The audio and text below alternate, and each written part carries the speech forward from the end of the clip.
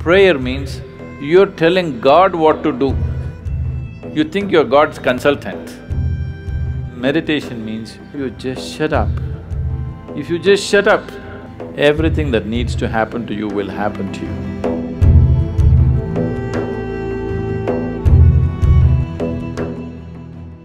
So touching that dimension which is beyond the physical means you want to touch that dimension which is the basis of the physical.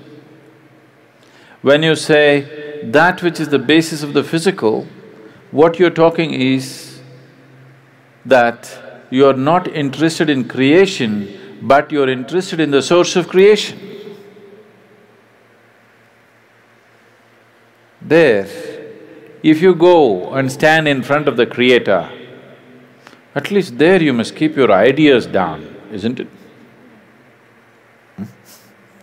Your ideas must be kept down for some time when the Creator is here, isn't it so? Isn't he the biggest idea? It's like, there was a man in Pennsylvania. Where are you from? Ah. It rains, it doesn't flood there. That's why we put Seattle on the coast. Otherwise, it would flood, that place. So Pennsylvania, there was a man in Pennsylvania. Once there was a big flood and… Are you okay if there's a joke inside a joke? You're all right. The flood was beginning to happen, the water was filling up, and there was a very enthusiastic young journalist who was reporting stage by stage, hour by hour as to how the flood is progressing, Because that is journalism.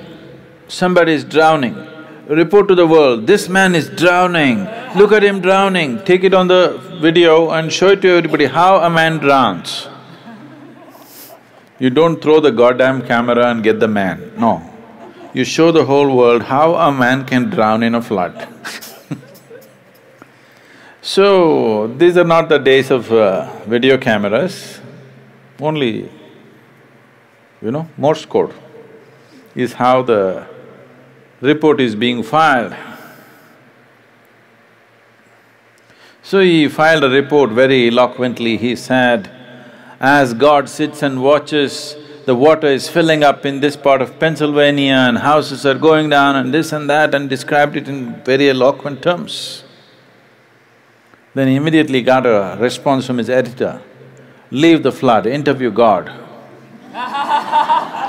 God is sitting and watching, he thought he's somewhere here and forget about the flood, interview God. They didn't get to interview him, it continued. Many homes drowned, many people died, but one man survived. This man who survived went to New York City and shared among people how he survived a Pennsylvania flood where so many people died. People gathered.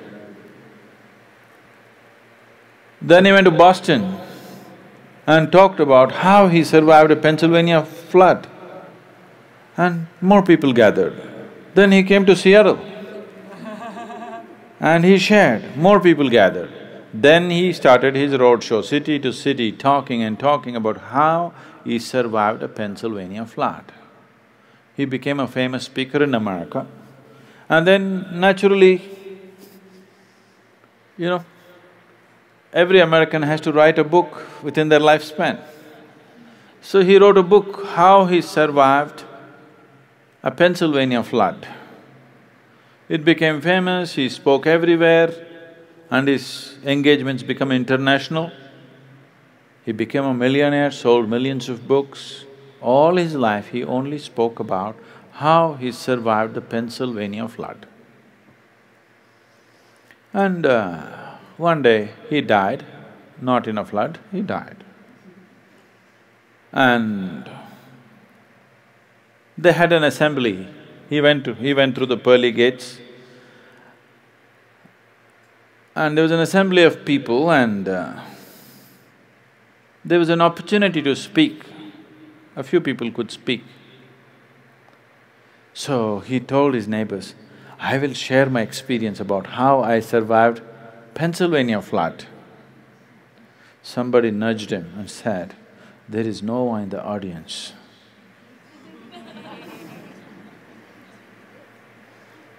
Okay? So,